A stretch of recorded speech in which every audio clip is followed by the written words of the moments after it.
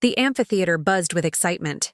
Thousands of graduates in royal blue gowns, parents clutching flower bouquets, siblings waving handmade signs, the sound of pomp and circumstance filling the air. Then came my name over the loudspeaker, Morgan Whitfield. As I crossed that stage, diploma almost in hand, I heard it. A voice cutting through the applause like a knife. "You're an embarrassment to our family name," my father's voice, standing, red-faced, pointing at me from the 5th row. The dean froze. The audience gasped. My mother buried her face in her hands, but I didn't cry. I didn't run. I just smiled. Smile that had been practiced through years of disapproval. The kind of smile that doesn't reach your eyes. The kind that says more than words ever could. I took my diploma, looked my father dead in the eyes, and said into the microphone that wasn't meant for graduate speeches. "Thank you all for coming today. My name is Morgan Whitfield, and from wherever you're watching this, stay with me." Because what my father didn't know was that his words weren't a sentence. They were my liberation. Before we jump back in, tell us where you're tuning in from. And if this story touches you, make sure you're subscribed, because tomorrow I've saved something extra special for you. The graduation ceremony at Oak Ridge University was meant to be the culmination of 4 years of relentless work. 4 years of all-nighters, instant ramen, and juggling multiple jobs while maintaining a 3.9 GPA. 4 years of proving that I was more than just the disappointment my father had labeled me since I was old enough to understand the word. I'd invited my family, of course, not because I expected anything different from them, but because some part of me, some naive, hopeful part, thought maybe, just maybe, this achievement would finally be enough. A summa cum laude economics degree from a prestigious university. Something even Douglas Whitfield, banking executive and perfectionist extraordinaire, couldn't dismiss. I spotted them as I filed into the amphitheater with the other graduates. My mother Elizabeth in her understated beige dress, my father in his tailored navy suit, and my younger brother Ethan, the golden child, who had somehow been convinced to pause his lacrosse tournament to attend. They weren't smiling. They weren't holding signs or flowers or balloons like the other families. They looked like they were attending a mandatory corporate function, polite, detached, checking their watches. "There's the Whitfield charm," whispered Zoe, my roommate, nodding toward my family.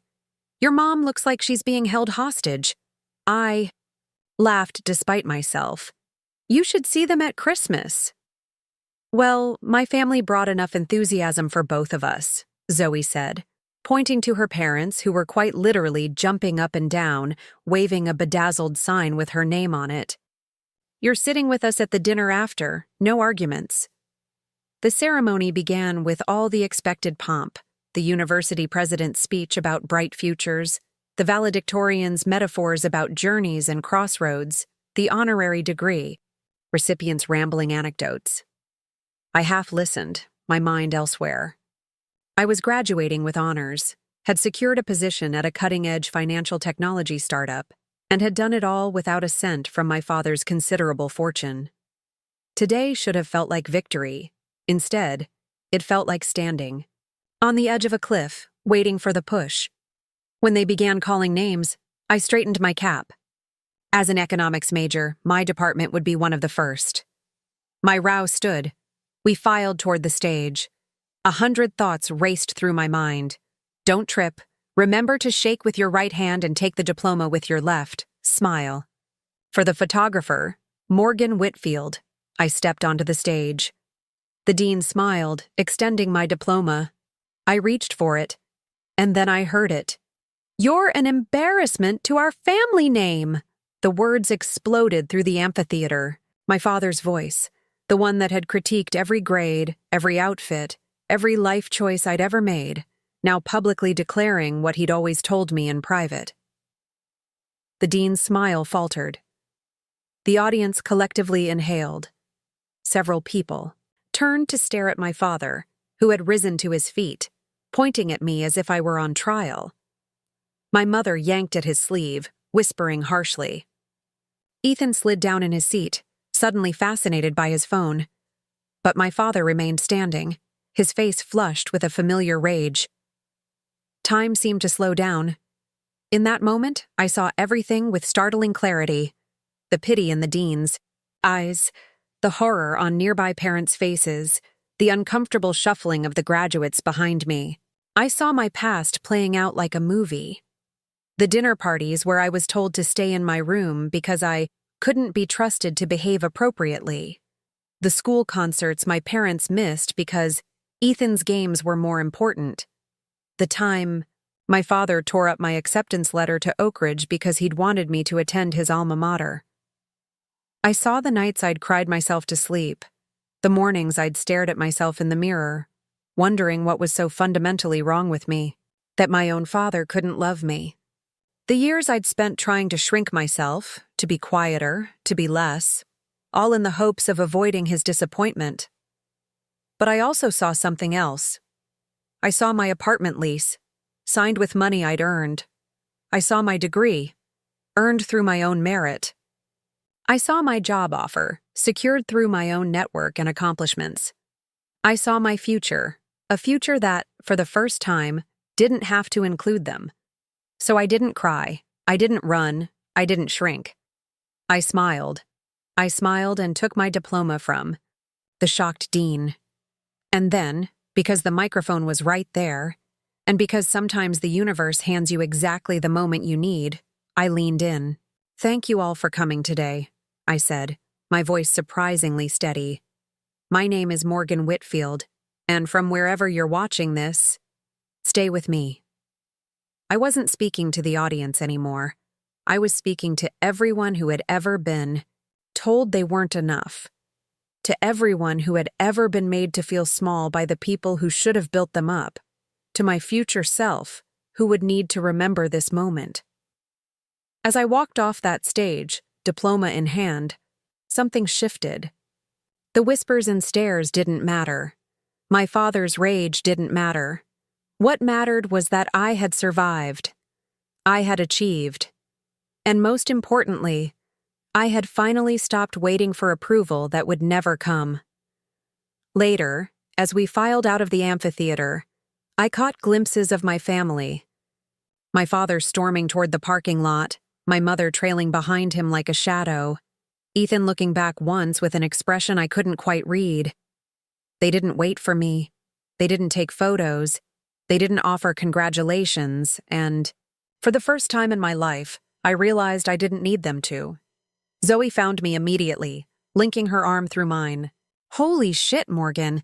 I don't even have words."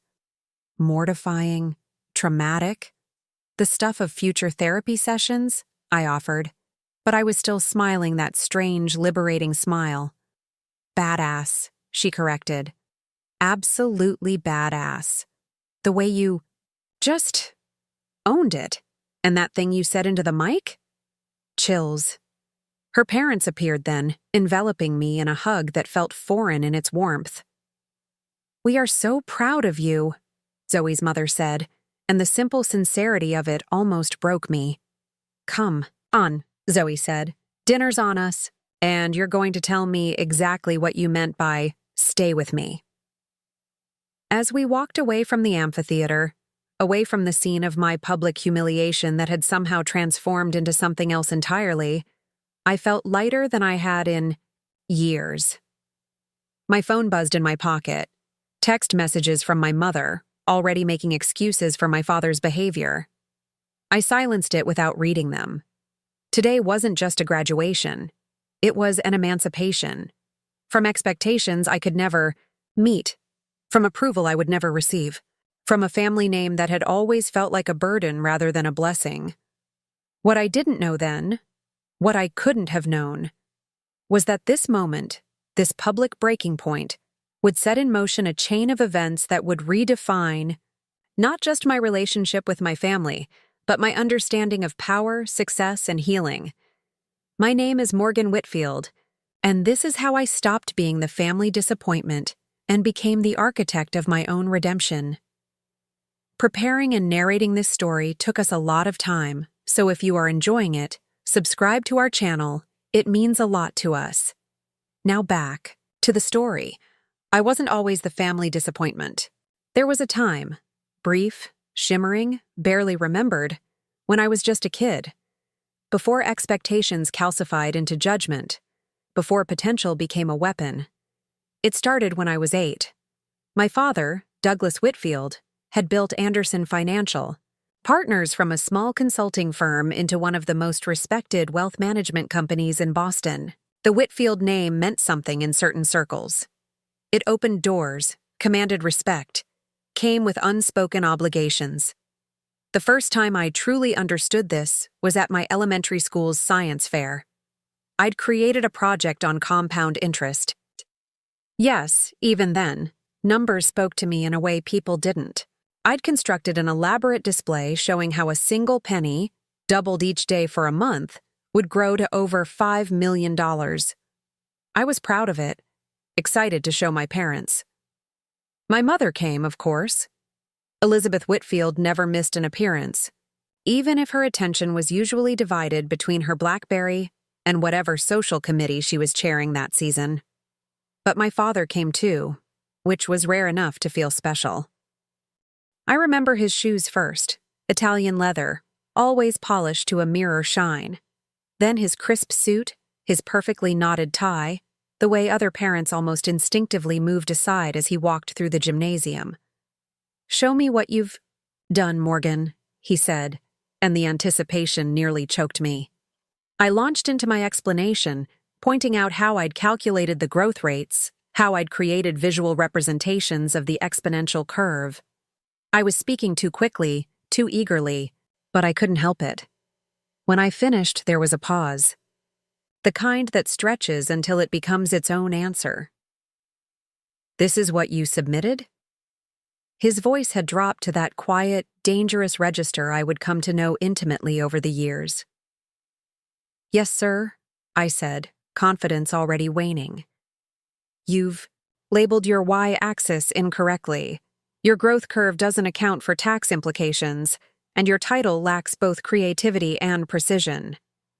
He picked up my meticulously crafted ledger. "This penmanship is atrocious. Did you rush this, Morgan?" "No, The Whitfield name is on this project. Do you understand what that means?" I didn't.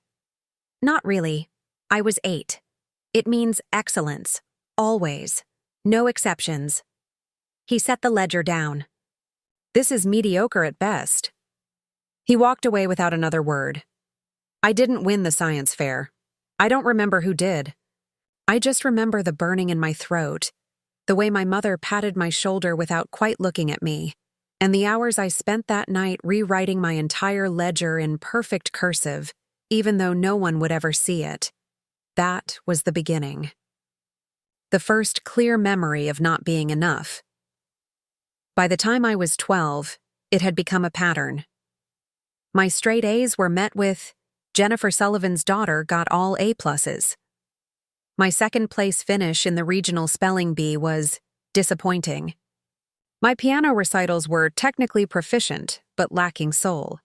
Meanwhile, my younger brother Ethan emerged as everything I wasn't. Athletic where I was academic, charming where I was awkward, effortlessly confident where I constantly second-guessed myself.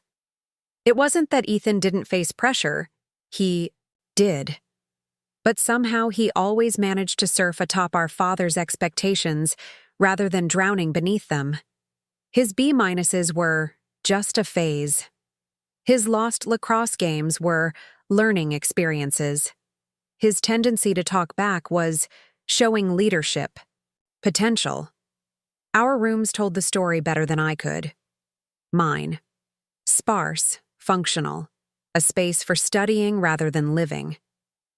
His, a shrine to accomplishment, trophies lining the shelves, team photos covering the walls, the latest gaming systems our father insisted would help develop his strategic thinking. My 13th birthday fell on a Tuesday. I came down to breakfast expecting something. Not a party or extravagance, but acknowledgement at least. Instead, I found an empty kitchen and a note from our housekeeper, Martha. Family at Ethan's preseason training, muffin in microwave, happy birthday. That night, my father brought home a small box wrapped in simple blue paper. We missed you. This morning, I said, trying to keep the hurt from my voice. Ethan's coach scheduled an early session, critical for his development. He slid the box toward me. This is for you. Inside was a leather-bound planner, the kind adults use to schedule business meetings. On the first page, my father had written, "Excellence requires organization. Make better use of your time this year. No, happy birthday. No, we love you. Just another opportunity for improvement." My mother's gifts weren't much better. Designer. Clothes that never quite fit my awkward teenage body. Makeup tutorials with estheticians who tisked over my eyebrows and suggested I might consider corrective procedures in a few years. Etiquette classes because a Whitfield needs to know how to navigate society. By 15, I'd developed precise calculations for managing my parents' attention. Too much meant scrutiny. Too little meant disapproval. I learned to exist in the narrow band between visibility and invisibility, present enough to avoid comment, subdued enough to avoid critique. School became my refuge. Numbers made sense in a way people didn't. Equations had solutions. Financial models followed rules. If you put in the right inputs, you got predictable outputs. Unlike family dynamics, where the rules seemed to shift daily.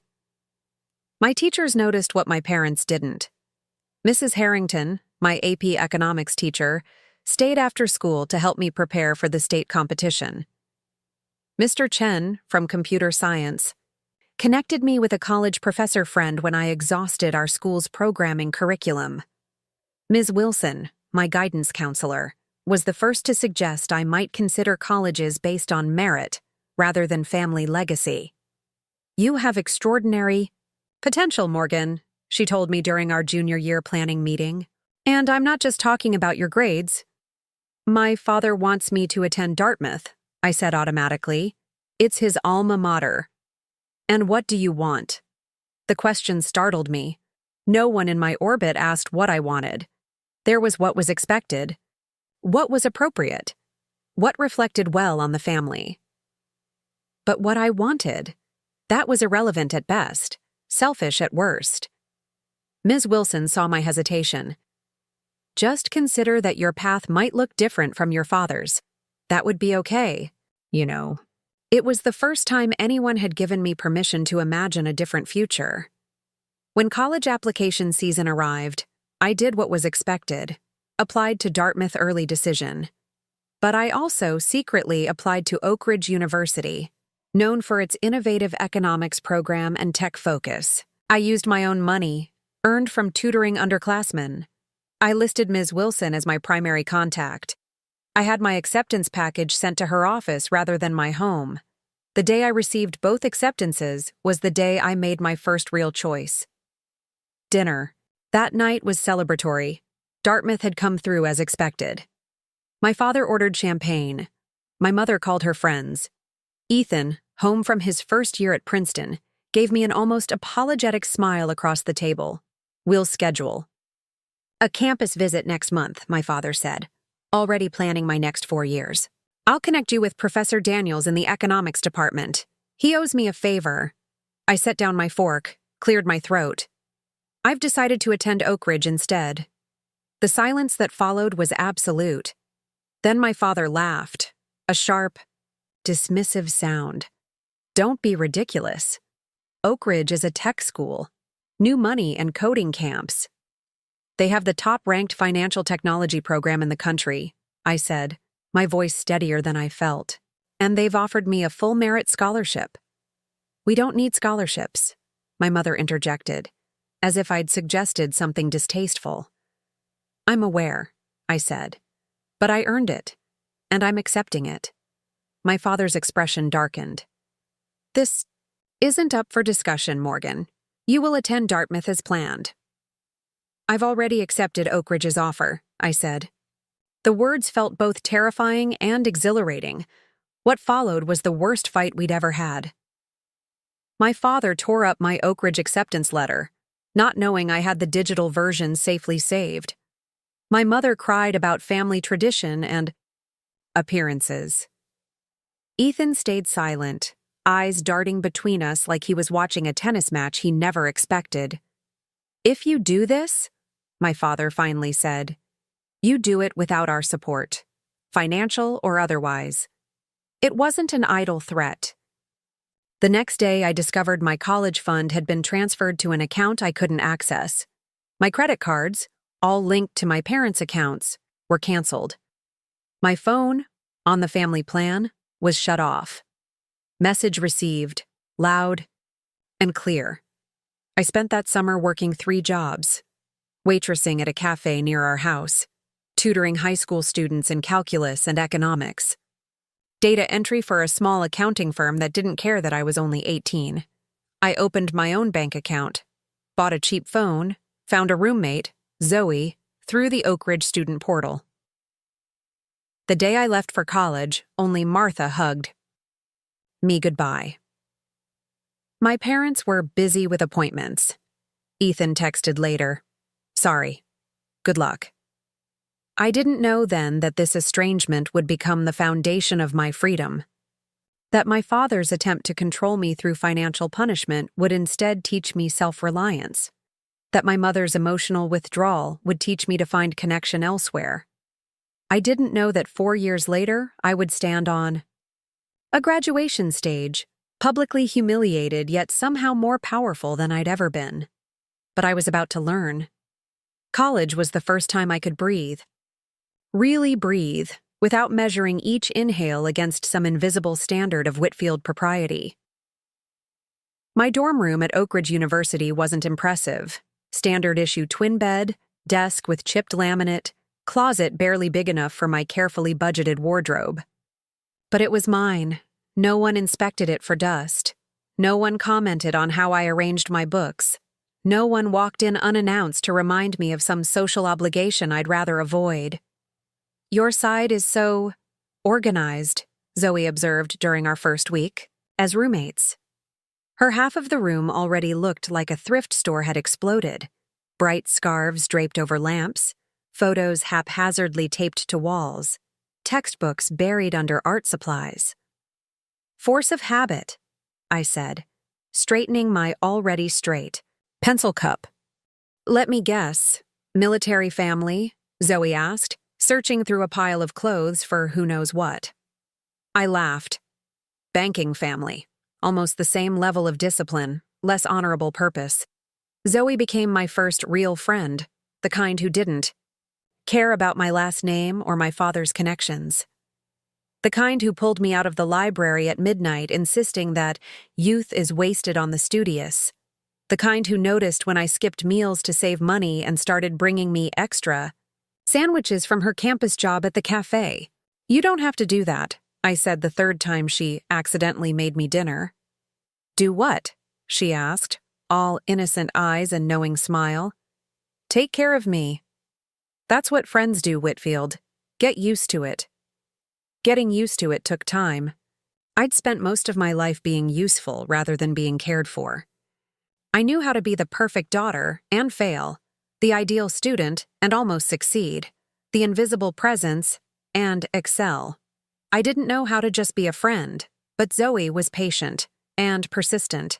She dragged me to campus events, introduced me to her ever-expanding circle, insisted I join study groups instead of always working alone. Slowly, I built connections that had nothing to do with the Whitfield name and everything to do with just being Morgan. Academically, I thrived at Oak Ridge in ways that would have impressed even my father, if he'd bothered to notice. I maintained a perfect GPA without the crushing anxiety that had followed me through high school. I discovered that my analytical mind, so often criticized at home for being too cold or too calculating, was valued in my finance and economics classes. Professor Rivera, who taught advanced financial modeling, became a mentor. She noticed the way I approached problems, not just solving them but finding efficiencies, questioning assumptions, rethinking frameworks. You have a gift for seeing systems, she told me after I'd created an alternative approach to a traditional valuation model for our midterm project. Most students see pieces. You see patterns. Under her guidance, I began interning at the university's Center for Financial Innovation during my sophomore year. The work was mostly grunt-level data entry and research assistance, but it paid, not much, but enough to help with expenses my scholarship didn't cover. More importantly, it gave me access to industry tools and real-world applications that most undergrads never saw. By junior year, I'd developed a specialized focus in emerging fintech platforms. While my classmates debated the benefits of traditional banking careers versus trendy hedge funds, I was exploring blockchain applications, algorithmic trading models, and how artificial intelligence was reshaping risk assessment. Where do you see yourself after graduation? Professor Rivera asked during one of our weekly meetings. The conventional answer would be Goldman Sachs or JP Morgan, I said. That's where most of the top students go. And the unconventional answer? Hesitated, then pulled up a presentation I'd been working on privately. I've been tracking these 5 startups. They're developing platforms that could fundamentally change how financial services are delivered to underserved markets. Professor Rivera studied my analysis. This is graduate-level work, Morgan. I know financial inclusion isn't as prestigious as investment banking. Stop, she interrupted.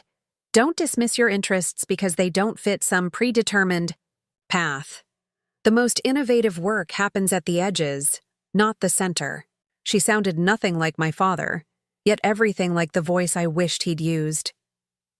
Meanwhile, I continued working, not just at the research center, but anywhere I could pick up skills and income. I took a weekend job at a local coffee shop, where I learned more about human behavior in 6 months than I had in 18 years of formal education. I built websites for small businesses, teaching myself coding languages late at night. I even started a small side business helping fellow students optimize their financial aid packages, turning my own necessity into a marketable skill. My roommate watched all this with a mixture of admiration and concern. Do you ever sleep? Zoe asked one night, finding me still awake at 3 a.m., deep in some coding project. Sleep is inefficient, I joked, though my red-rimmed eyes betrayed me. You don't have to prove anything, you know, she said gently. But I did. Not to my father anymore. I'd given up on that particular lost cause. I needed to prove something to myself, that I could not just survive but thrive without the Whitfield safety net, that I could build something meaningful on my own terms. Throughout these years, contact with my family was minimal. Monthly phone. Calls with my mother, where she related neighborhood gossip and gala updates while carefully avoiding any mention of my father's continued disappointment. Occasional texts from Ethan, now thriving at Princeton as expected, his messages a strange mix of family loyalty and unspoken sympathy. Once, a formal email from my father when Forbes published a small profile on Oak Ridge's innovative economics program, which included a quote from my research team. His message read simply, "Saw the mention. Appropriate professional achievement. DW, the summer before senior year, everything accelerated.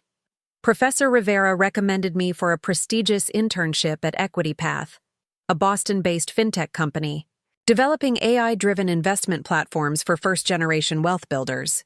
The founder, Alexis Chen, had been her graduate student years earlier. They're looking for innovative thinkers, not just technical skills," Professor Rivera explained. "Your perspective on financial accessibility makes you a strong candidate." The internship was competitive, over 200 applicants for 3 positions. The interview process was grueling. Technical assessments, case studies, behavioral interviews. For the final round, candidates had to present an original market analysis to the executive team. I prepared obsessively, drawing on years of data.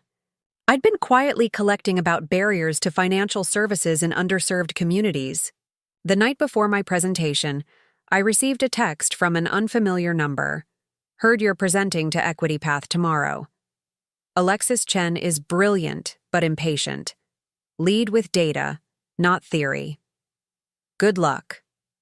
Rebecca Whitfield, my aunt. My father's sister, who had been ostracized from the family years ago for choosing public interest law over the family business. We'd never spoken directly, though I knew her by reputation. A Stanford law graduate who'd walked away from partnership at a prestigious firm to start a nonprofit focused on predatory lending practices. The family's other disappointment. I didn't ask how she knew about my interview. I simply texted back, "Thank you." The next day, I took her advice. When my turn came to present, I skipped the theoretical framework and opened with 3 stark data points about financial exclusion in America. I saw Alexis Chen sit forward, her expression shifting, from polite interest to genuine engagement. 2 days later, I received the offer.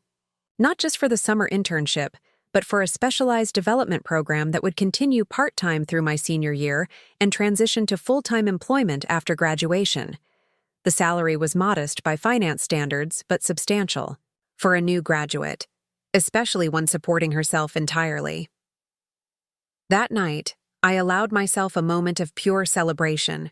Zoe and our small circle of friends took me out for drinks at the one upscale bar in our college town. We toasted with cocktails we could barely afford. "To Morgan," Zoe announced, raising her glass. "The only person I know who could turn financial trauma into a career strength?" Everyone laughed, but I felt a strange resonance in her words. Maybe she was right.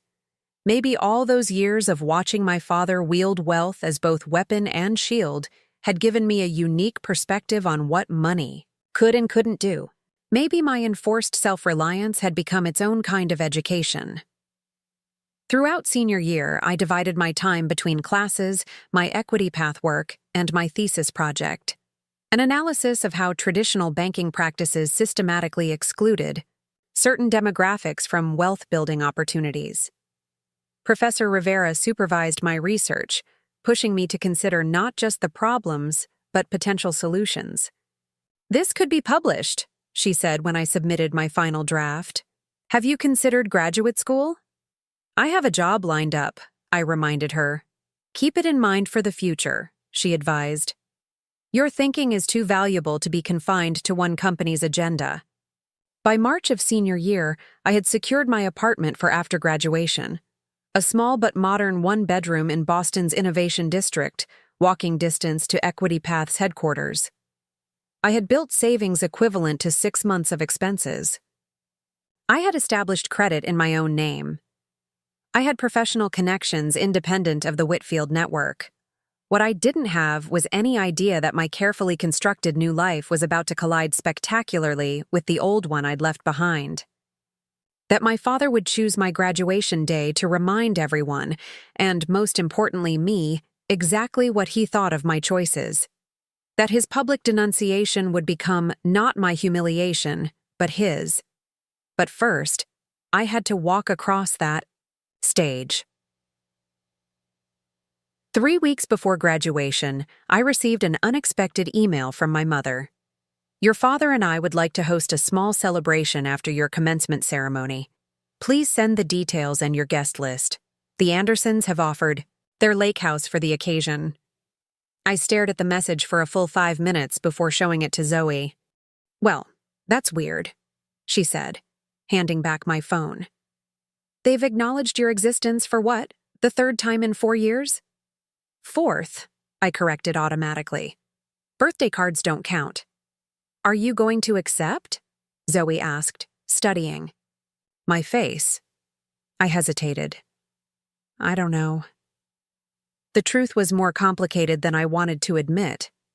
Part of me, the logical, self-protective part, recognized this for what it probably was. A performance.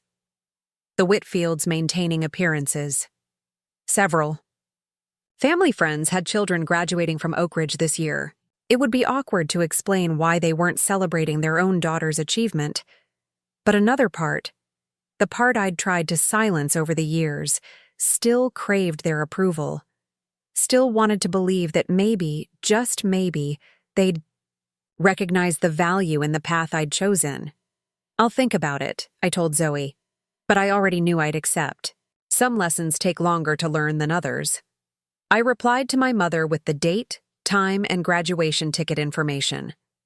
I kept my guest list minimal, just Zoe and her parents, Professor Rivera, and Alexis Chen from Equity Path, who had become something of a mentor over the past year.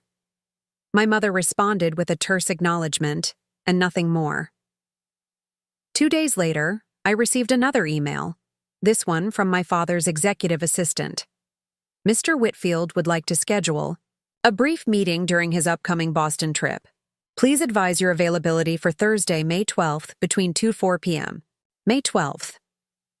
1 week before graduation, I replied with my availability, curiosity overriding caution. My father hadn't asked to see me directly in nearly 4 years. Whatever he wanted to discuss must be significant. We arranged to meet at an upscale coffee shop near the financial district, neutral territory. I arrived 15 minutes early, ordered a simple black coffee, and chose a table with a clear view of the entrance. Old habits. My father arrived precisely on time, not a second earlier or later. He looked older than I remembered, still imposing. In his tailored suit, but with deeper lines around his eyes, more silver at his temples. He spotted me immediately, nodded once, and approached. "Morgan," he said, extending his hand as if greeting a business associate. "Father?" I replied, shaking it briefly. He ordered an espresso, then sat across from me, placing his phone face down on the table, a courtesy he rarely extended to anyone. "You look well," he observed, his tone neutral. "Thank you, so do you." The small talk exhausted, we sat in uncomfortable silence until his espresso arrived. I waited. This was his meeting after all. Finally, he spoke. "I've been reviewing your professional situation." Of course he had. I'd expected nothing less. "Equity Path is an interesting choice," he continued, emphasis suggesting it was anything. But small, limited growth potential, unproven business model. I took a sip of my coffee, determined not to react defensively. They're transforming financial access for underserved populations. Their user base has grown 200% year over year. Yes, I've seen the projections. He dismissed them with a small wave. Ambitious but unrealistic. "What did you want to discuss, Father?" I asked, cutting to the chase. He reached into his breast pocket and withdrew a business card, sliding it across the table. "Bradford Pierce, Managing Director at Weston Capital. He's expecting your call." I stared at the card but didn't touch it. For what purpose? An opportunity. They're expanding their digital banking division. Bradford owes me a favor. He's prepared to offer you a position appropriate to your qualifications. The implication was clear. A position more appropriate than the one I'd secured on my own merit. "I already have a job," I said carefully. "You have an entry-level position at a startup that has a 70% chance of failing within 3 years. My father's tone remained even, factual. Weston Capital offers stability, prestige, and a clear advancement path. I appreciate the thought, I said, still not touching the card. But I'm committed to Equity Path. My father's expression tightened almost imperceptibly. Morgan, be reasonable.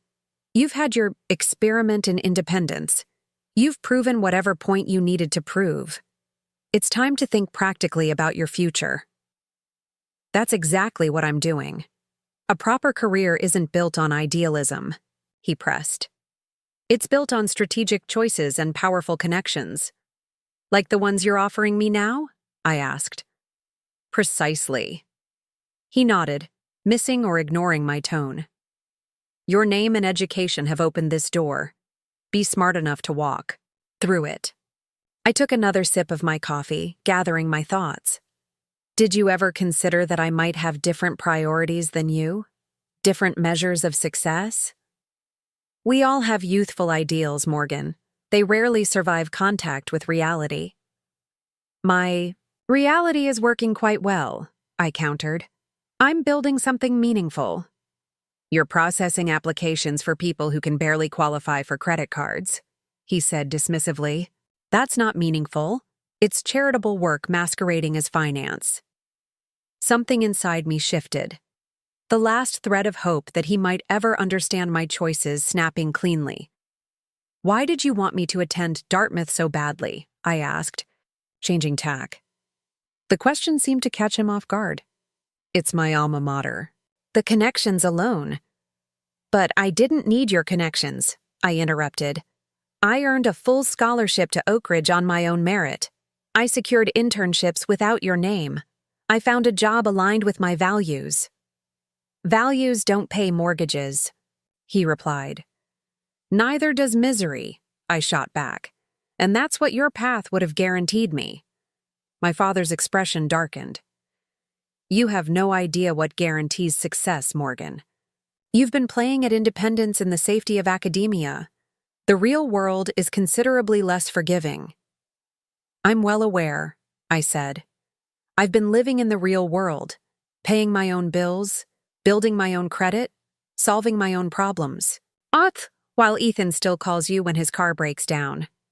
It was a low blow, but an accurate one. My brother, for all his golden child status, remained financially dependent on our parents well into his 20s. That's different, my father said stiffly. Because it's Ethan, I finished for him. It's always been different for Ethan. Your brother understands family loyalty. And I don't? You walked away, Morgan. You rejected everything we offered you. I rejected conditional support, I corrected. There's a difference. My father checked his watch, a clear signal that his patience was waning. This conversation is becoming unproductive. The offer from Weston Capital expires in 2 weeks. I suggest you consider it carefully before making another impulsive decision you'll regret. Like choosing Oak Ridge? I asked. That worked out quite well for me, actually. He stood, straightening his already immaculate suit. We'll see you at graduation. Your mother is looking forward to it. No mention of whether he was looking forward to it. No acknowledgement of my accomplishments. No recognition of the woman I'd become without his guidance or approval. As he walked away, he paused and turned back. The Bradford Pierce card. You're forgetting it. I looked him directly in the eye. No, I'm not. The card remained on the table between us, a bridge neither of us would cross. After my father left, I sat alone with my cooling coffee, processing what had just happened. He hadn't changed. He still saw my choices as temporary rebellion rather than legitimate self-determination. Still believed his path was the only valid one. Still couldn't recognize my success because it didn't match his definition. But I had changed. 4 years ago, this conversation would have devastated me. I would have second-guessed every decision, questioned my own judgment, maybe even called Bradford Pierce in a moment of weakness. Now, I just felt a profound sadness, not for myself, but for my father, for how limited his vision was, for what he would never understand about me. I left the coffee shop without the business card, walking the long way back to campus, letting the spring air clear my head. By the time I reached my dorm, I'd made a decision. I would attend graduation. I would participate in my parents' performative celebration afterward.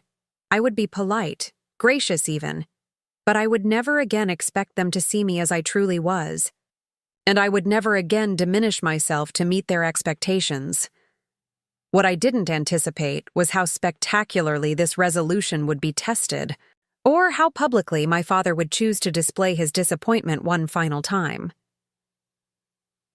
The week before graduation passed in a blur of final exams, apartment preparations, and emotional goodbyes. Zoe and I packed up our dorm room, sorting through 4 years of accumulated memories. Professor Rivera hosted a small dinner for her graduating advisees. My Equity Path colleagues gave me a care package for my new apartment. Through it all, I felt a strange sense of calm. Whatever happened at graduation, I was prepared. I had built a life that could withstand my family's judgment. I had found people who valued me for exactly who I was. I had survived being the Whitfield disappointment. More than survived, I had thrived. Or so I thought, until I heard my father's voice echo through the amphitheater as I reached for my diploma. "You're an embarrassment to our family name." And in that moment, everything I thought I'd resolved internally became painfully, publicly, external. The breaking point wasn't just mine anymore. It belonged to everyone witnessing what should have been my moment of triumph. But sometimes, a public breaking is exactly what's needed to finally become whole. The moments after my father's outburst exist in my memory as a series of disconnected images. The dean's shocked expression. My mother's mortified face. Zoe half rising from her seat, fury evident even from a distance.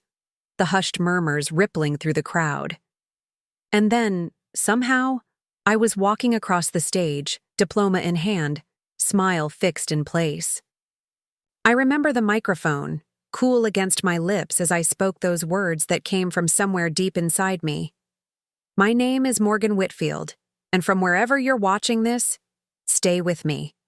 The rest of the ceremony passed in a blur. I returned to my seat. Other names were called. Speeches concluded. Caps were thrown. Through it all, I sat perfectly still, my mind already racing ahead, formulating what came next. Because there would be a next. My father's public humiliation had guaranteed that. As the ceremony ended and graduates dispersed to find their families, Zoe appeared at my side, her parents close behind. "Are you okay?" she asked, searching my face. That was the most Whitfield thing my father has ever done. I finished for her with a strange calm. "Very on brand, actually." "Sweetie," Zoe's mother said, "you don't have to go to whatever reception they've planned. Come with us instead." For a moment I was tempted, but the strategic part of my brain, the part that had helped me survive 2 decades as Douglas Whitfield's disappointing daughter, knew better. "Thank you," I said sincerely, "but I need to see this through." Zoe squeezed my hand. "We'll be right there with you." "Actually," I said, "I need to do this part alone." "Morgan, trust me," I assured her. "I've been preparing for this longer than I realized." It wasn't entirely a lie. In some ways, I'd been preparing for this confrontation my entire life. But what had crystallized in those moments on stage was the understanding that this wasn't just about standing up to my father. It was about standing up as myself, publicly, unapologetically. As I made my way through the crowd, people parted like I was carrying something contagious. Sympathetic glances, awkward avoidance, a few bold souls who reached out to touch my arm or murmur words of support. I nodded and smiled, moving steadily toward where I knew my family would be waiting. They stood apart from the main crowd, my father rigid in his expensive suit, my mother dabbing at invisible tears with a monogrammed handkerchief, Ethan looking like he wished the ground would open and swallow him whole. The perfect tableau of family distress, with me cast as the villain. When they spotted me approaching, my mother immediately stepped forward, her social training kicking in despite everything. "Morgan, darling," she said too loudly, as if performing. For nearby listeners, "There you are. We're so proud of you, graduating with honors." My father said nothing, his jaw clenched so tightly I could almost hear his teeth grinding. Ethan offered an awkward half wave, half salute. "Hello, Mother," I said pleasantly. "Father, Ethan, lovely ceremony, wasn't it? So much decorum and dignity." My father's face darkened further, but before he could speak, an older couple approached. The Richardsons, longtime family friends whose daughter had graduated alongside me. "Douglas, Elizabeth." Mr. Richardson greeted them stiffly. "Congratulations. On Morgan's achievement, summa cum laude, quite impressive. My mother's smile tightened. Yes, we're very pleased. Mrs. Richardson turned to me with genuine warmth. Morgan, dear, Anne tells us you've secured a position with that innovative financial company. How wonderful. Thank you, I replied. Equity Path is doing groundbreaking work in financial accessibility. How community-minded, my mother commented, the words carrying a distinct undertone of dismissal. Actually, I continued smoothly, we just closed a $50 million funding round led by Benchmark Capital. Our valuation has tripled since last quarter. This was news I'd been saving, not for this exact scenario, perhaps, but for a moment when it would matter. The startled looks on my parents' faces confirmed it mattered now. $50 million, Mr. Richardson repeated, impressed. Douglas, you didn't mention Morgan was involved with such a significant venture? My father recovered quickly. Morgan keeps her professional endeavors rather private, he managed, the lie coming easily. More guests approached, more congratulations offered. More opportunities for my parents to pretend they supported my choices all along. Throughout it all, my father maintained a rigid distance, speaking only when directly addressed. As the crowd around us thinned, my mother leaned in, her voice dropping to a harsh whisper. The car is waiting to take us to the Andersons' lake house. We should leave before there's more unpleasantness. About that, I said calmly. I won't be joining you. Don't be ridiculous, she hissed. People are expecting you. I'm sure they are, I agreed, especially after Dad's performance. But I have other plans. My father finally broke his silence. You will attend this gathering, Morgan. You've embarrassed this family enough for one day. I couldn't help it. I laughed. The sound was so unexpected, so genuine, that all three of them stared at me in shock. I've embarrassed the family? I repeated incredulously. That's an interesting perspective on what just happened. Morgan, my mother warned, glancing around nervously. No, I said firmly. We're not doing this anymore. Not the pretending, not the performing, not the gaslighting where somehow I'm always the problem. This is neither the time nor place, my father began. You chose the time and place, I interrupted, when you decided to shout that I was an embarrassment to our family name in front of 1,000 people. Ethan shifted uncomfortably. Maybe we should all just take a breath. I've taken 4 years of breaths, I said, turning to him. 4 years of building something real while you all kept pretending I was just having some kind of extended tantrum. My mother's face crumpled. We invited you today. We arranged a celebration. You've been trying to force me back into the box, I corrected her.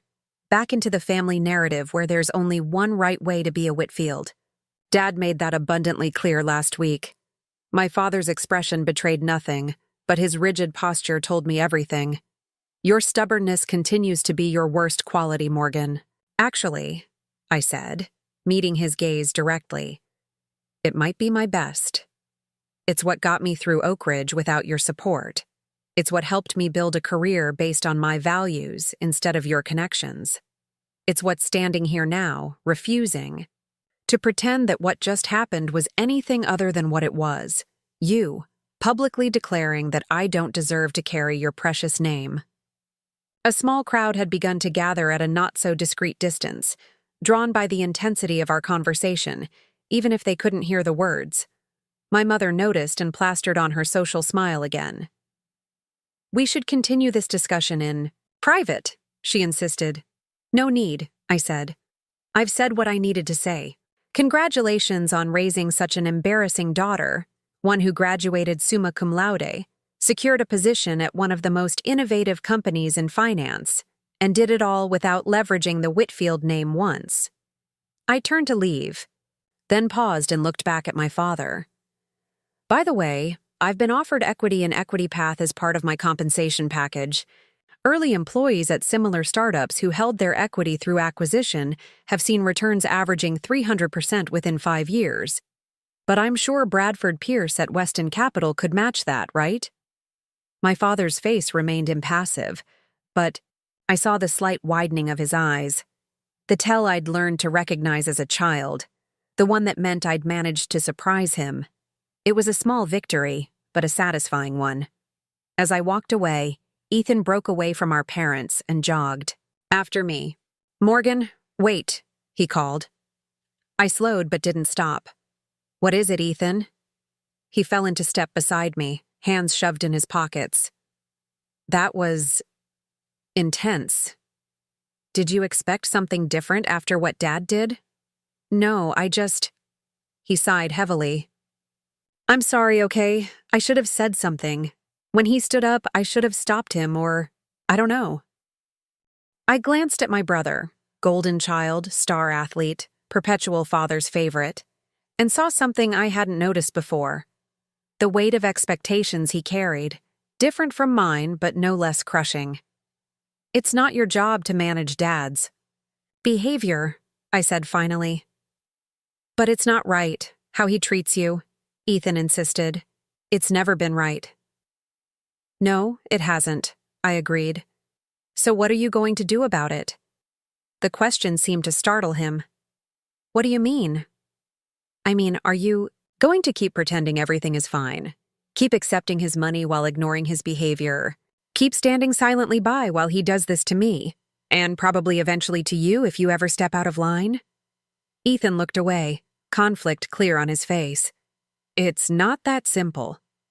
"Actually, it is," I countered. "But that doesn't make it easy." We reached the edge of the ceremony grounds, where Zoe and her parents waited at a respectful distance.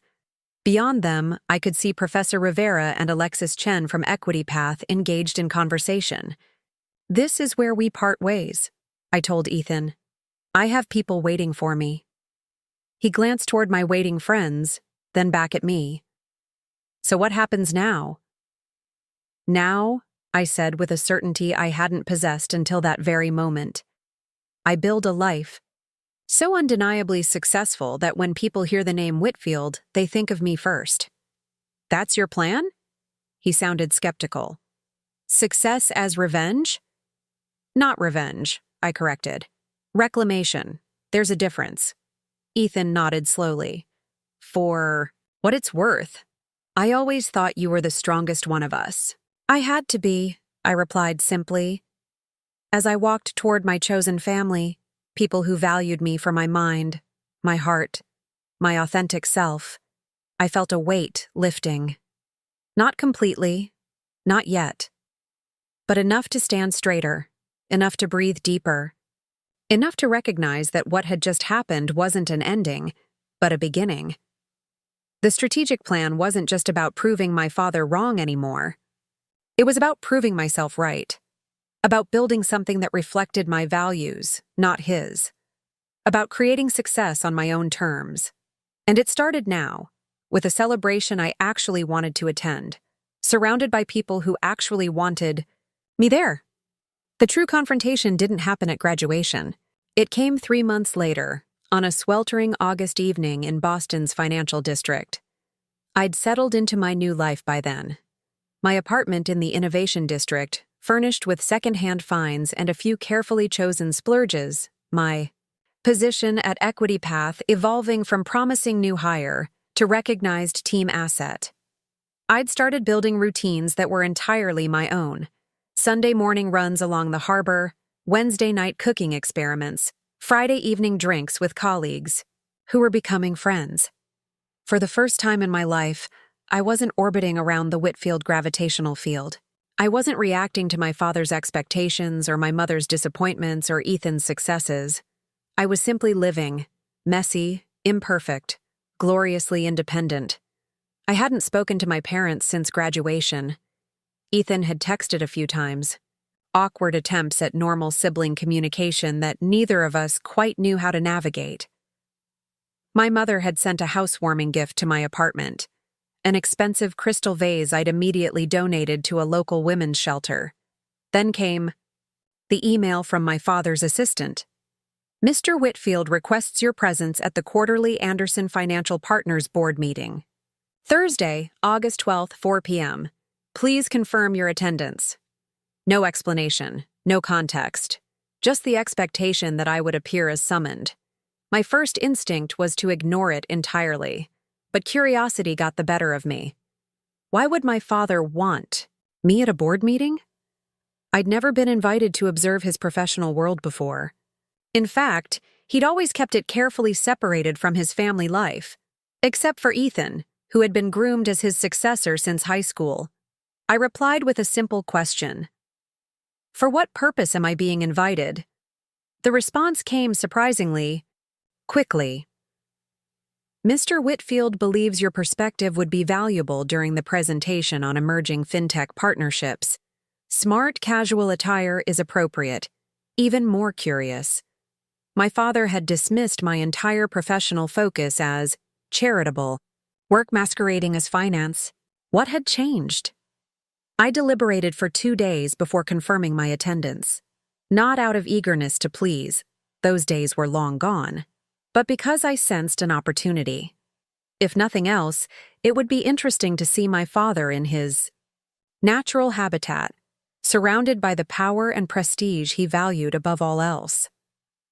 Anderson Financial Partners occupied the top 3 floors of a gleaming downtown tower. I'd never visited before, though I'd grown up hearing about it. The building itself seemed designed to intimidate, all sleek glass and steel, security checkpoints at every turn, hushed voices and expensive suits. I arrived precisely on time, dressed in a tailored navy blazer, crisp white shirt, and slim-cut trousers. Professional but distinctly contemporary, a deliberate contrast to the conservative style I knew would dominate the room. The receptionist directed me to the main boardroom on the top floor. As the elevator ascended, I felt a familiar tightness in my chest. The old anxiety of being judged and found wanting by my father. I took a deep breath, straightened my shoulders, and reminded myself that I wasn't that person anymore. I wasn't seeking his approval. I was here on my own terms. The boardroom doors were already open when I arrived. About 20 people were seated around a massive table of polished mahogany, with another dozen or so in chairs along the perimeter. My father sat at the head of the table, as expected, with my mother surprisingly present in a chair to his right. When he saw me, he nodded curtly, the closest thing to a greeting I was likely to get. My mother's smile was strained but present. I took an empty chair along the wall, nodding politely to those who glanced my way. The meeting proceeded with typical corporate formality. Minutes approved, quarterly results reviewed, strategic initiatives discussed. I observed my father in action, noting how differently he spoke here compared to at home. More measured, more articulate, less prone to emotional outbursts. Then came the agenda item that explained my presence. Exploration of strategic partnerships with emerging fintech platforms. A senior executive I didn't recognize took the floor, launching into a presentation about how traditional banking institutions needed to adapt to changing consumer expectations, particularly among younger demographics. The reality is, he explained, we're losing market share with clients under 35. They want financial services that are mobile-first, transparent, and aligned with their values. The old model of relationship banking isn't resonating with them. Slides appeared showing declining engagement metrics among younger clients. Charts illustrated the growing market share of digital-first financial platforms. And then, to my genuine shock, a familiar logo appeared on the screen: Equity Path. One particularly promising candidate for strategic partnership is Equity Path, the executive continued. Their AI-driven approach to financial inclusion is opening markets previously untapped by traditional institutions. Their user growth rate is exceptional, particularly among first-generation wealth builders. I kept my expression neutral, though my mind was racing. Was this why I'd been invited? Did my father know I worked for a company his firm was considering as a partner? Of course he did. Douglas Whitfield left nothing to chance. The presentation concluded with a recommendation to pursue preliminary discussions with 3 fintech companies, Equity Path among them. My father thanked the presenter, then turned to the room. Before we move forward, I'd like to invite a perspective from someone with direct knowledge of this space, he said smoothly. Morgan, would you care to share your thoughts on these emerging platforms? All eyes turned to me. My mother looked alarmed, clearly not having anticipated this development. A few board members exchanged curious glances. I stood and moved to the center of the room, taking my time. Thank you for the invitation, I began, maintaining eye contact with my father. I do have some insights on this topic, given my position at Equity Path. A murmur went through the room. My father's expression didn't change, but I caught the slight narrowing of his eyes. His tell that something hadn't gone exactly as planned. For those who aren't aware, I continued, I joined Equity Path after graduation. I'm currently leading a team focused on expanding financial access to traditionally underserved markets. How fortuitous, my father commented, his tone impossible.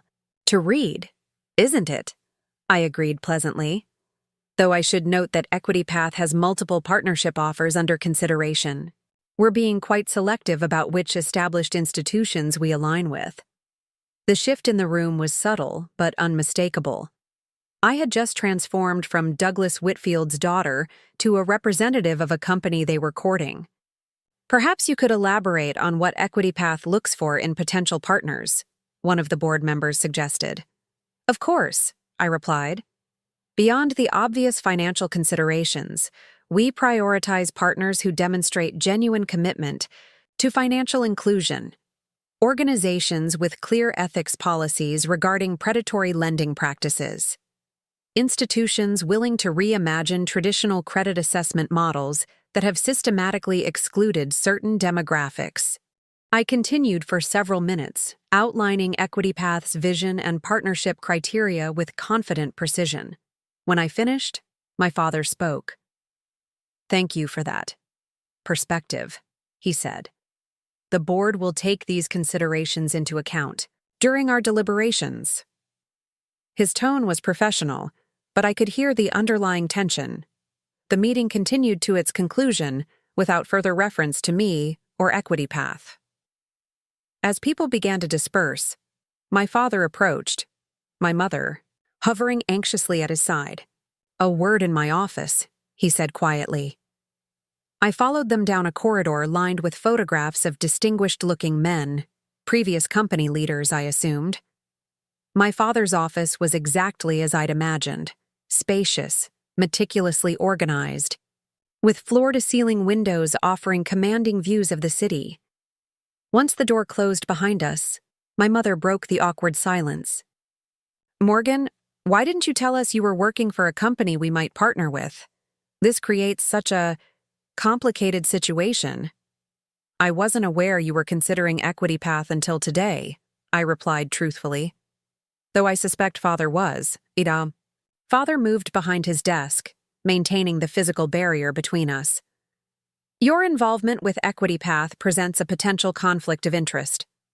Only if you were planning to use me to gain insider information, I countered, which would be both unethical and illegal. His expression hardened. That's not what I meant, and you know it. Then what did you mean, Father? Why invite me here today? He exchanged a glance with my mother before responding. It seemed an opportunity to reconcile recent tensions, to demonstrate that despite our differences, I recognize your professional capabilities. I almost laughed. By blindsiding me in front of your entire board? I thought you'd appreciate the recognition, he said stiffly. No, I corrected. You thought you could co-opt my connection to Equity Path for your benefit. You thought you could bring me back into the fold on your terms. Morgan, my mother interjected, that's not fair. Your father is trying to bridge the gap between you.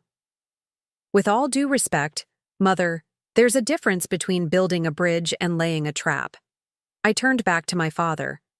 If you genuinely wanted reconciliation, you could have started with an apology for humiliating me at my graduation. His jaw tightened. That incident was regrettable, but regrettable, I repeated. That's an interesting word for publicly declaring I'm an embarrassment to our family name. You've always been prone to dramatic interpretations, he said dismissively. And you've always been prone to rewriting history to suit your narrative, I countered. My mother made a small, distressed sound. Please, both of you, can't we move forward without rehashing the past? The past is relevant when it's still shaping the present, I said, gentler with her than with him. And right now, the present includes me working for a company that values what I bring to the table without conditions or qualifications. My father studied me for a long moment. You've changed, he observed finally. Yes, I agreed. That tends to happen when you build a life on your own terms. And is it everything you hoped for? He asked, and for a brief moment, I heard something beneath the challenge. Something almost like genuine curiosity. It's better, I said honestly, because it's real. The three of us stood in silence for a moment, the weight of years of misunderstanding and missed connections hanging between us. Then my father straightened, resuming his professional demeanor.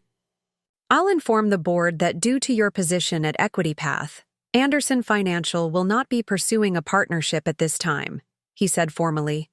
The conflict of interest is unavoidable. I understood what he was doing, reasserting control, in the only way he knew how. But this time it didn't hurt. This time, I recognized it for what it was, the desperate move of a man who couldn't adapt to a changing reality. That's your prerogative, I replied calmly. Though I think your shareholders might question turning away from a promising opportunity due to personal reasons. His eyes narrowed again. Are you threatening me, Morgan? Not at all, I assured him. Just making an observation. Business decisions should be based on business considerations, not family dynamics. Isn't that what you always taught me? Using his own principles against him was perhaps a low blow, but a satisfying one. Before he could respond, I continued. For what it's worth, I'll recuse myself from any partnership discussions involving Anderson Financial if Equity Path decides to move forward. My team's work doesn't directly intersect with those decisions anyway. I turned toward the door, then paused. You know, Father, you were right about one thing. I have changed. But the Whitfield name hasn't. Maybe it's time for both. As I walked out of his office, out of the building that symbolized everything he valued, I felt neither triumph nor regret, just the quiet certainty that I had finally stood my ground as an equal, not as a daughter desperate for approval. The confrontation hadn't yielded reconciliation. It hadn't magically healed decades of misunderstanding. But it had clarified something essential. I could face my father, and the world he represented, on my own terms now. That was victory enough. The ripples from my confrontation with my father spread further than I could have anticipated. 2. Days after the board meeting, Alexis Chen, Equity Path's founder and CEO, called me into her office. My stomach tightened as I took a seat across from her desk, expecting questions about potential conflicts of interest, or, worse, accusations of withholding my family connections. Instead, she smiled. So, Morgan Whitfield of Anderson Financial Partners, you've been holding out on us. I'm not of Anderson Financial, I clarified immediately. Douglas Whitfield is my father, but I have no affiliation with his company. Alexis leaned back in her chair, studying me with newfound interest. Which explains why you never leveraged that connection during recruitment, or mentioned it in your interviews. It wasn't relevant to my qualifications, I said simply.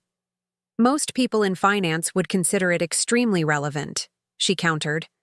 Doors open easily with a name like Whitfield attached. I met her gaze steadily. I've spent most of my life avoiding those particular doors. Something in my tone must have conveyed the weight behind those words, because Alexis nodded slowly. Fair enough. Though I have to admit, watching Douglas Whitfield's daughter champion financial accessibility has a certain poetic justice to it. My work stands on its own merit, I insisted. Absolutely, she agreed. Which is why I'm not asking about your father. I'm asking about the presentation you gave during their board meeting. I blinked, caught off guard. How did you— Finance is a small world, Morgan. Word travels. She leaned forward. Apparently, you gave quite the compelling overview of our partnership selection criteria. Criteria that, officially, you shouldn't have been privy to at your level. Heat crept up my neck. I extrapolated based on our company values and what I've observed. If I overstepped— You didn't, Alexis interrupted. In fact, you articulated our position so effectively that I've received calls from 2 other financial institutions expressing interest in meeting our partnership requirements. She made air quotes around the last words. I'm sorry if I created confusion, I offered. Don't apologize for creating opportunity, she corrected. Your impromptu presentation accelerated conversations we've been trying to initiate for months. Which brings me to the reason I called you. In today. She slid a folder across her desk.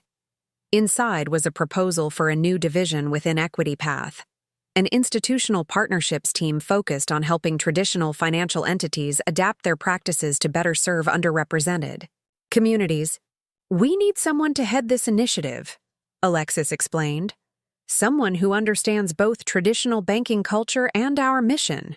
Someone who can speak the language of old finance while advocating for new values. I stared at the proposal, processing its implications. You want me to lead this? I want you to build it, she clarified. It's a significant promotion, with corresponding compensation adjustments and equity increases. But I won't pretend it will be easy.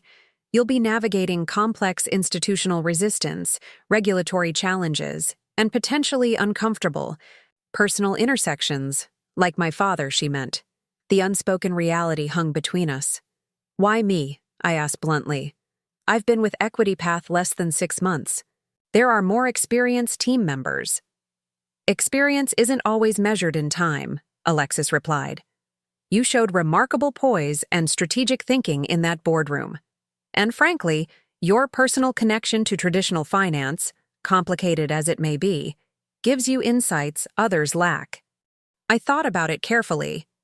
The opportunity was extraordinary, a chance to create systemic change from within, to transform how financial institutions approached underserved markets. But it would also inevitably bring me into more frequent contact with my father's world, perhaps even with my father himself. I'd like to accept, I said finally. But I need to be transparent about one thing. If any potential partnership involves Anderson Financial Partners, I'll recuse myself from those specific negotiations. Alexis nodded. Reasonable boundary. Though based on what I've heard, they've taken themselves out of consideration for the immediate future. Of course they had. My father never bluffed. Their loss, I said, and meant it. That evening, I celebrated my promotion with Zoe, who had relocated to Boston after securing a position at a local arts nonprofit. We splurged on dinner at an upscale restaurant on Newberry Street, the kind of place my mother would approve of, which made our irreverent laughter and casual attire all the more satisfying.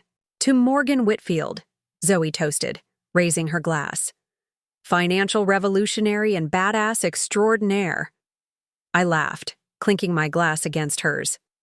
Hardly revolutionary, just trying to make the system slightly less rigged. Which, in finance, practically makes you Che Guevara, she pointed out. Especially coming from your background. As we finished our meal, I noticed a couple being seated at a nearby table. Silver-haired man, elegantly dressed woman, unmistakably from my parents' social circle. The Harringtons, longtime friends of the family. They hadn't seen me yet, we.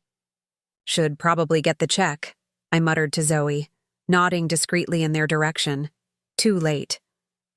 Mrs. Harrington spotted me, her perfectly maintained eyebrows rising in recognition. She whispered something to her husband, who turned to look. After a moment of clear deliberation, they approached our table. Morgan, Mrs. Harrington greeted me, her smile professional but cool. What a surprise, Mrs. Harrington. Mr. Harrington? I nodded politely. This is my friend, Zoe Mitchell. Pleasantries were exchanged with practiced ease, the social choreography I'd learned from birth. Then came the inevitable question. How are your parents? Mrs. Harrington asked, her tone suggesting she already knew the answer. Well, I believe, I replied neutrally, though we're not in frequent contact these days. Yes, we'd heard. Her gaze took in my casual blazer, Zoe's bright blue hair, our half-empty wine glasses. Such a shame when families drift apart. The subtle judgment wasn't lost on me. In their world, my parents' world, family estrangement wasn't a healthy boundary. It was a failure of proper social maintenance. Sometimes distance provides clarity, I said pleasantly. Mr. Harrington cleared his throat. We were sorry to hear. Anderson won't be moving forward with that tech partnership your father mentioned. Sounded promising. So that's what was being said in their circles, that my father had considered and rejected the partnership, not that he'd sacrificed a business opportunity to maintain control over his daughter. Typical. These things often come down to cultural fit, I offered diplomatically. Indeed, Mr. Harrington agreed. Though I understand you're making quite a name for yourself at that. What was it? Equity Place. Equity Path, I corrected gently. And yes, we're doing work I'm proud of. How nice for you, Mrs. Harrington murmured, in a tone that suggested it was anything but. Well, we shouldn't keep you from your evening. Do give our regards to your parents if you happen to speak with them. After they departed, Zoe leaned forward. Okay, that was fascinatingly passive-aggressive, like watching nature documentary footage of sophisticated predators. I laughed despite myself.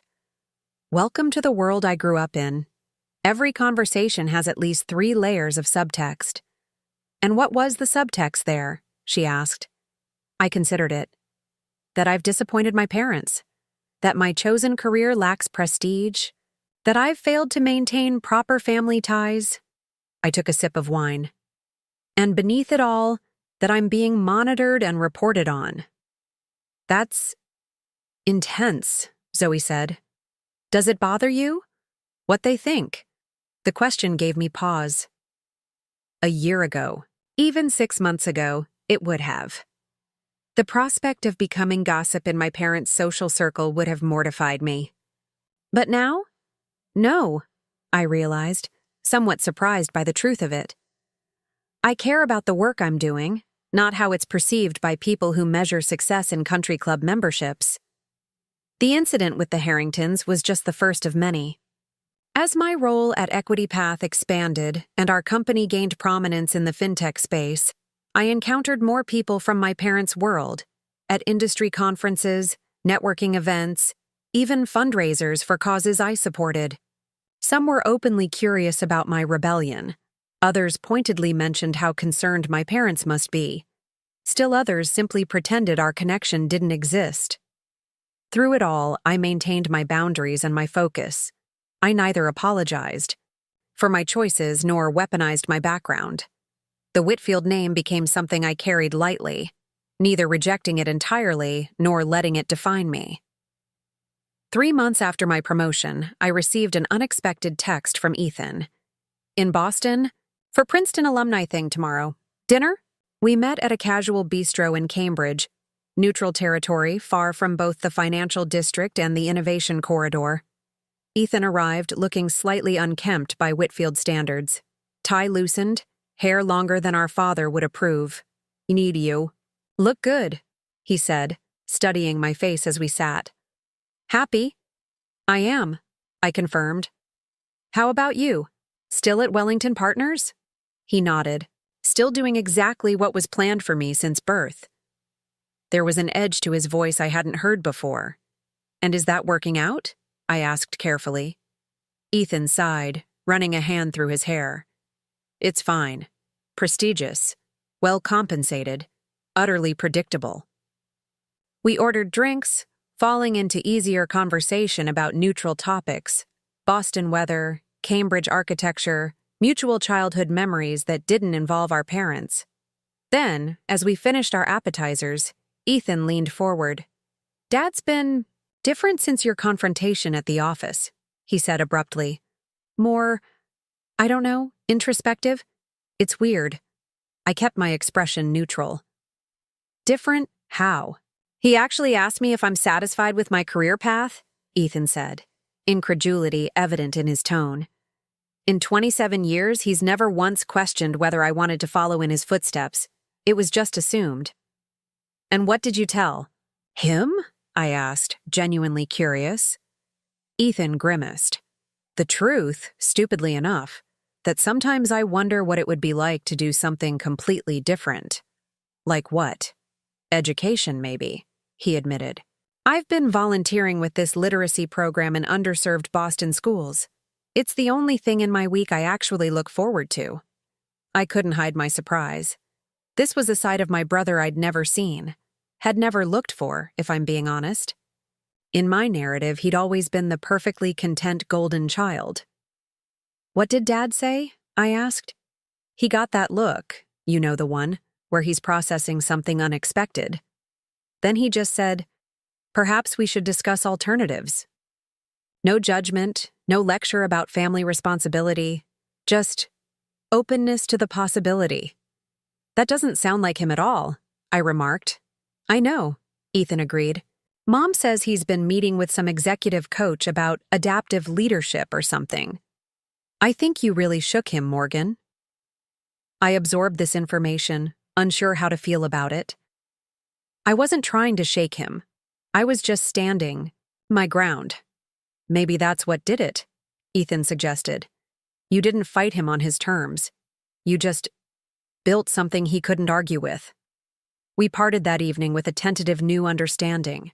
Not quite friends yet, but perhaps siblings, in a way we'd never managed before. As I watched Ethan walk toward the tea station, I wondered what it would have been like if we'd been allies growing up instead of being pitted against each other in our father's relentless hierarchy of approval. That night, alone in my apartment, I reflected on the strange ripple effects of standing up to my father. I hadn't intended to force him to reconsider his leadership style or his relationship with Ethan. I had simply reached the point where his approval was no longer worth the cost of my authenticity. Yet somehow, that clean break had created more possibility for change than years of trying to work within his system. The aftermath wasn't what I'd expected. It wasn't total estrangement or dramatic reconciliation.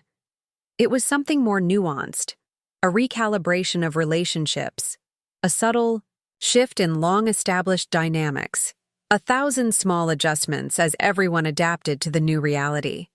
A reality where I was no longer the family disappointment, but a force to be reckoned with on my own terms.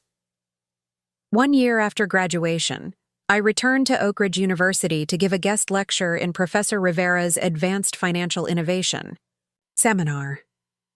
Standing at the podium where instructors who had shaped my thinking had once stood, I felt a strange sense of coming full circle. The auditorium was filled with bright, ambitious students, not so different from who I'd been, though hopefully less burdened by impossible expectations. As I shared insights from my work at Equity Path, particularly our new institutional partnerships division, I spotted a familiar face in the back row: Aunt Rebecca. My father's estranged sister had somehow materialized without warning, sitting quietly with a small smile playing at the corners of her mouth. Our only previous communication had been that single text before my Equity Path interview. Seeing her in person sent a jolt of recognition through me. The same sharp jawline as my father, the same analytical gaze but softer somehow. Warmer, after. Fielding questions from students eager to understand how traditional finance and innovative fintech could coexist, I found Rebecca waiting in the hallway outside. "That was impressive," she said by way of greeting. Clear, insightful, and not a single PowerPoint bullet point to be found. A true Whitfield miracle. I laughed despite myself. I didn't know you were coming. I hope that's okay, she replied. Marian Rivera and I go way back. When she mentioned you were speaking, I couldn't resist the chance to see my niece in action. We found ourselves at a small cafe near campus, sipping tea and navigating the strange territory of being relatives who were essentially strangers. I've followed your career from a distance, Rebecca admitted. Your work at Equity Path is exactly the kind of innovation traditional finance needs. Even Douglas must see that. I smiled wryly. I think he sees it as a phase I'll outgrow when I'm ready to be sensible again. Ah, the famous Whitfield optimism, she remarked dryly. He said the same about my public interest law work, for the first decade at least. And after that? After that, he stopped saying anything at all. She stirred her tea thoughtfully. Your father has many strengths, Morgan, but adaptability isn't one of them. Neither is admitting he might be wrong. Did you ever regret it? I asked, the question I'd been wondering since learning about her existence. Walking away from the key, Whitfield legacy? Rebecca considered this carefully. I regret the relationship I lost with my brother. We were close once before expectations and traditions calcified around us. But the path I chose, the work I've done, not for a moment. Reached into her bag and pulled out a slim volume, sliding it across the table. I brought you something, a belated graduation gift perhaps. It was a book, Financial Justice, Rethinking Access and Equity in Modern Banking. The author's name caught me by surprise, Rebecca Whitfield. You wrote this? I asked, turning it over in my hands.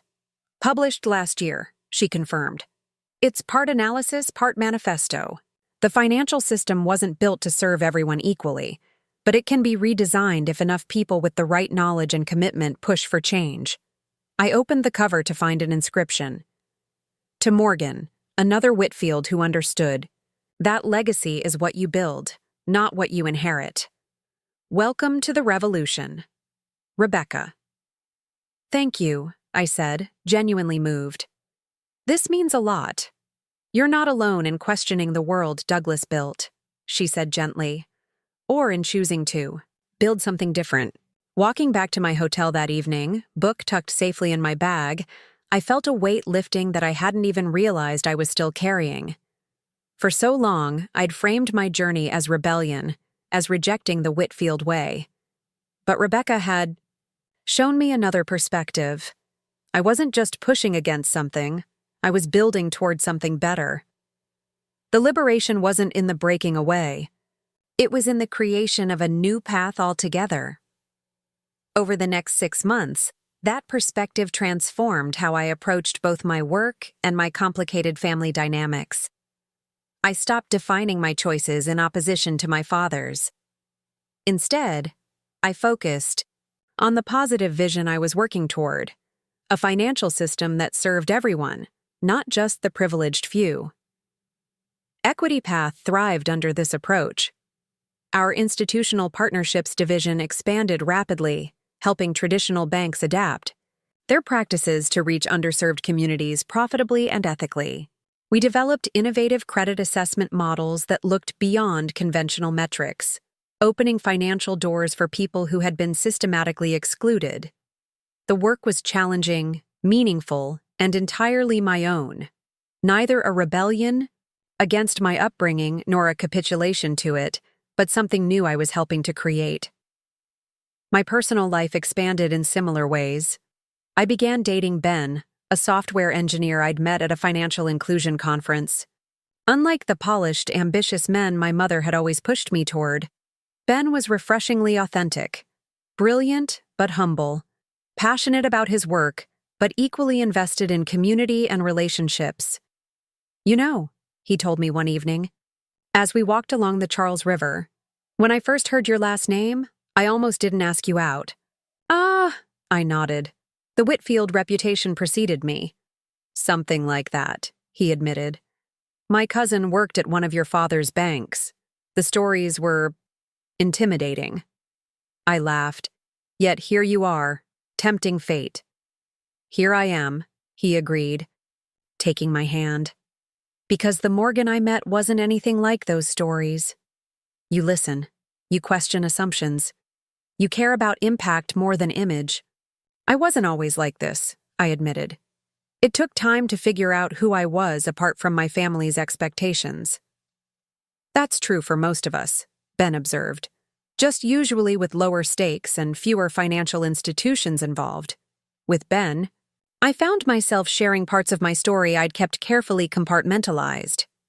The painful memories, the small triumphs, the ongoing process of redefining success on my own terms. He listened without judgment, offering neither pity nor platitudes, just genuine understanding. For my 24th birthday, he didn't give me an expensive gift or take me to a fancy restaurant. Instead, he arranged a surprise gathering of the people who had supported my journey, Zoe and her parents, Professor Rivera, Alexis from Equity Path, even Aunt Rebecca who flew in from Chicago. Your chosen family, he called them, and the phrase resonated deeply. That night, surrounded by people who valued me for exactly who I was, I realized how far I'd come from the young woman who had stood on that graduation stage, weathering her father's public condemnation. I was no longer defined by what I lacked: parental approval, family support, a sense of belonging. Instead, I was surrounded by what I'd built: meaningful work, authentic relationships, a life aligned with my values. The final piece of my liberation came unexpectedly, in the form of an email from my mother. Your father and I will be in Boston next weekend for the hospital fundraiser. If you're available, he would like to meet for coffee. Just the two of you. Please let me know. I stared at the message for a long time, feeling neither dread nor anticipation, just curiosity. Whatever my father wanted to discuss, I could face. It now as an equal, secure in who I was, clear about my boundaries, no longer desperate for his approval. I typed a simple reply. Sunday morning works. Suggest Riverside Cafe at 10 a.m. Then I closed my laptop and went to join Ben and our friends for dinner, leaving thoughts of my father for another day. That, perhaps, was the truest sign of my liberation: the ability to acknowledge my past, without being consumed by it, to move forward into a future of my own design. My name is Morgan Whitfield, and this is how I stopped being the family disappointment and became the author of my own story.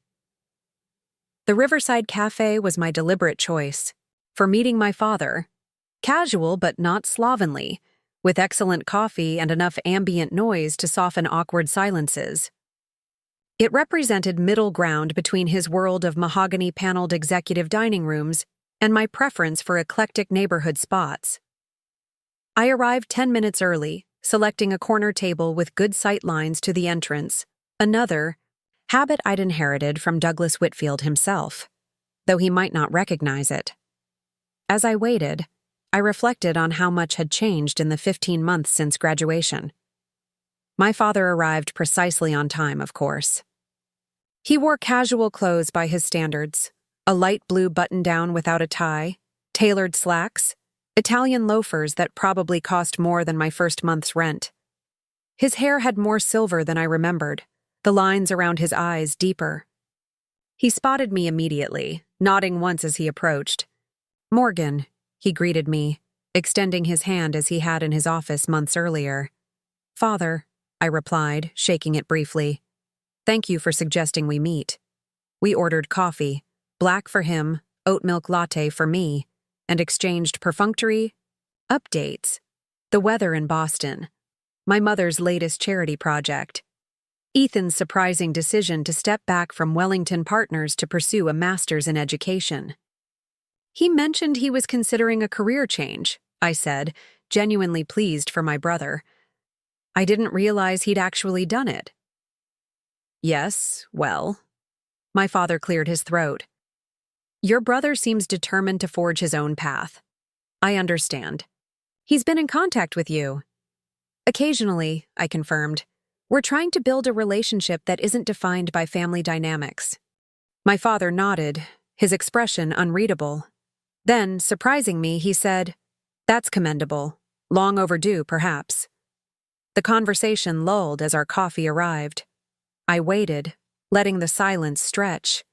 If he had requested this meeting, he could be the one to steer the conversation beyond small talk. Finally, he set down his cup with deliberate precision. "I've been following your work at Equity Path," he said. "Your institutional partnerships initiative is impressive.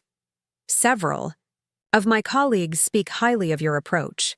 "Thank you," I said simply, resisting the urge to over-explain or justify my work. Habits from a lifetime of seeking his approval. "Rebecca's influence, I presume?" he asked, a hint of his old sharpness returning. "Rebecca and I connected after I'd already established my career direction," I corrected gently. "But yes, her perspective has been valuable." He nodded again, his fingers tapping lightly against the table. A tell I recognized from childhood, signaling internal debate. Whatever he wanted to discuss, we were approaching it now. "I've been reevaluating certain aspects of my leadership," he said finally, the words clearly chosen with care. "Both professional and familial."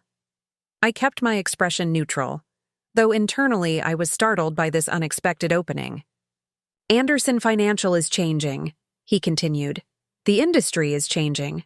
Methods that served me well for decades are becoming liabilities in this new landscape. Digital transformation is challenging for traditional institutions," I offered, giving him neutral professional ground. "It's not just the technology," he said, surprising me again.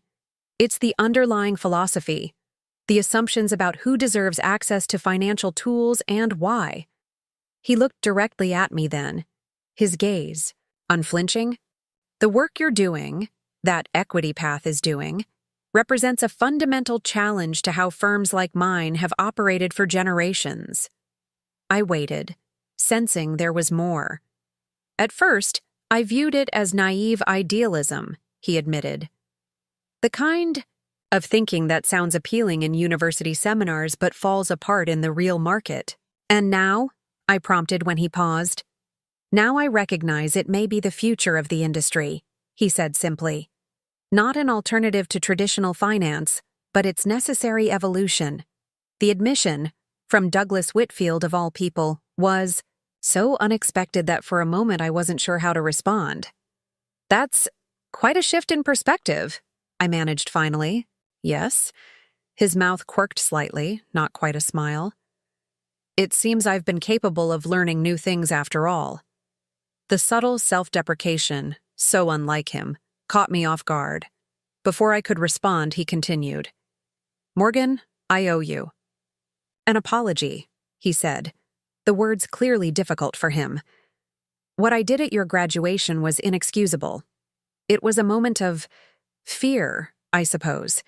Seeing you succeed completely outside my influence challenged everything I thought I knew about achievement." I took a slow breath, processing this unexpected acknowledgement. "Thank you for saying that," I said simply.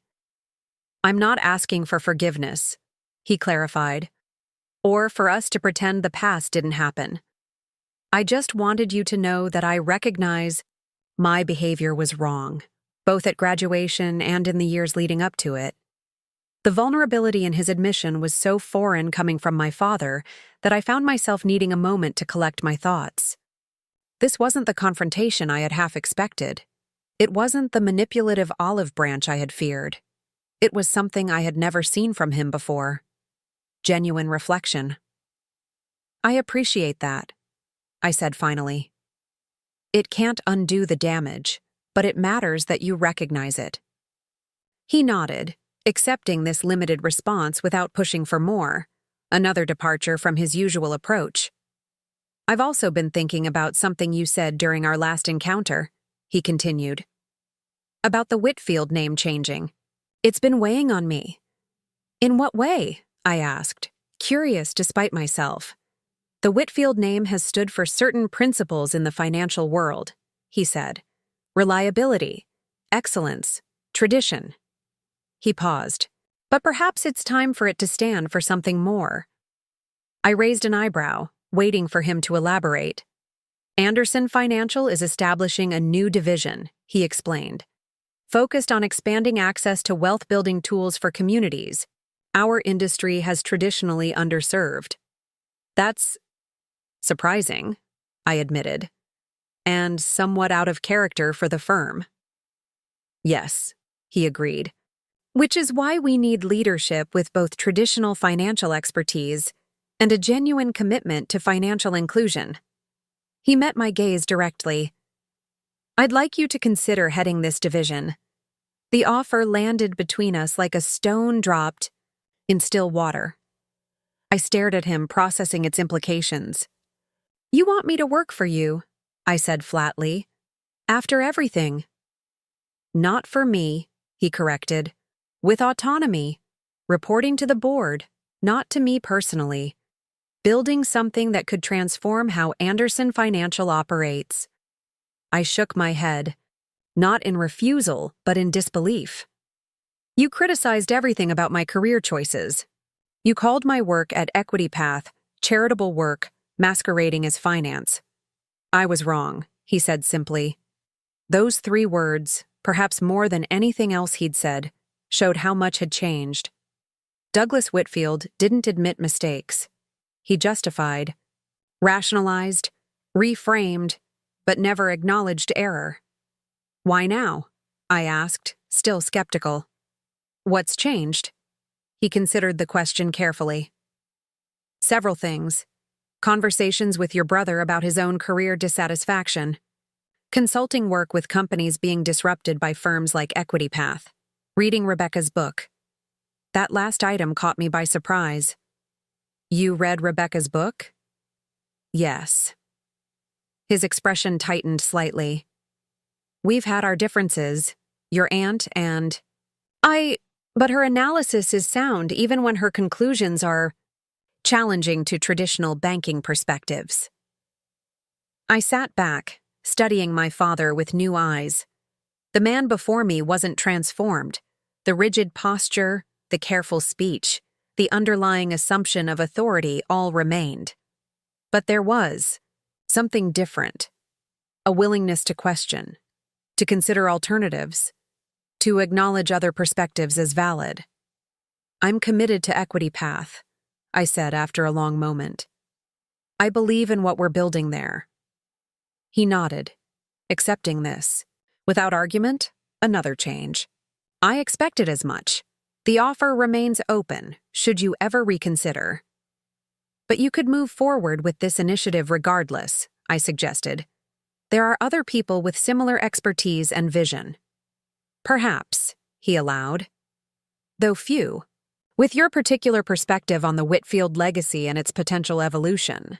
We finished our coffee in a silence that wasn't exactly comfortable but wasn't hostile either.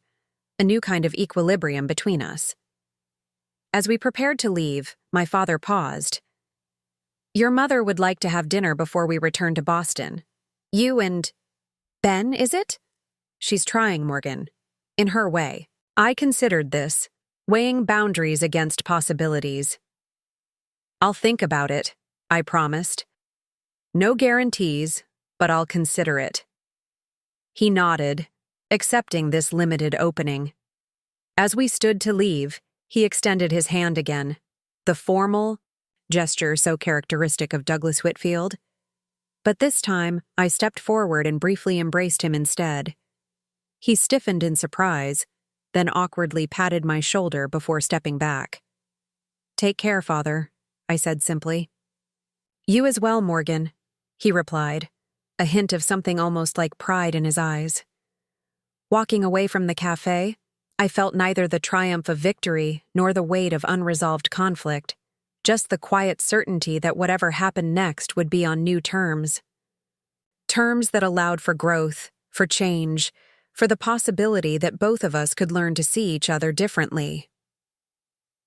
Later that evening, as Ben and I walked along the harbor, I shared the details of my meeting with my father. Are you going to take the job? he asked, genuinely curious. No, I said confidently. That's not my path. But I'm glad he's reconsidering his approach. Do you think he's really changed? Ben asked. I considered this carefully. Changed fundamentally? No. But shifting? Creating space for new possibilities? Maybe. And is that enough?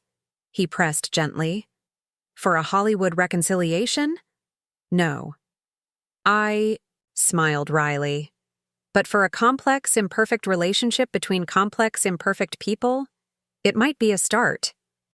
3 years after that painful graduation day, I returned to Oak Ridge University once more, this time to deliver the commencement address. As I looked out at the sea of graduates, I saw reflections of my own journey in their hopeful, anxious faces. Your path forward may not be what others have planned for you, I told them. It may not follow the script your family wrote or the one society expects. That's not failure. It's the beginning of authenticity. In the audience, I spotted faces I hadn't necessarily expected to see. My mother, sitting primly in her designer suit. Ethan, now teaching at a Boston public school. And yes, even my father, watching with an expression I couldn't quite read from the distance. They had come not because they fully understood or embraced my choices, but because they were learning to respect them. Not because our relationship was healed, but because we were all, in our different ways, trying. And that, perhaps, was the most profound lesson of my journey. That true liberation comes not from perfect resolution, but from the courage to stand in your truth while remaining open to growth. Not just your own growth, but the potential growth of those who once hurt you. The moment that seems like your greatest humiliation, I told the graduates, may actually be the doorway to your most authentic life. Not because the pain itself is valuable, but because how you respond to it can reveal who you truly are. My name is Morgan Whitfield. Once the family disappointment, now the architect of my own story. And this is how I learned that sometimes the most powerful response to being told you're an embarrassment to the family name isn't to reject that name, but to redefine what it means. Up next, you've got 2 more standout stories right on your screen. If this one hit the mark, you won't want to pass these up. Just click and check them out. And don't forget to like, subscribe, and turn on the notification bell so you don't miss any upload from us.